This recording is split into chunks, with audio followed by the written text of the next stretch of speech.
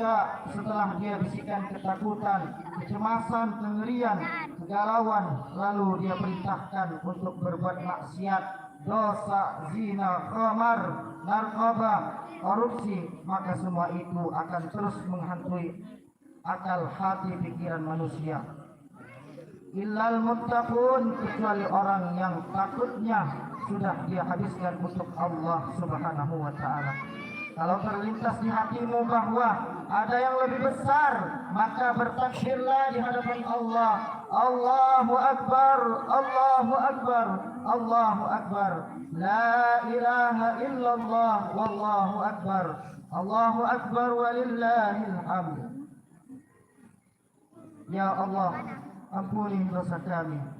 Mata kami tidak layak melihat Rasulullah karena dosa yang begitu banyak. Tangan kami yang pernah berbuat dosa dan aniaya, kaki kami dilangkahkan ke tempat maksiat. Ampuni dosa-dosa kami ya Allah, dan ampuni dosa bapak kami. Keringat kering kulitnya untuk mencarikan nafkah untuk kami. Kalau dia masih hidup, kami akan menyambut kedatangannya.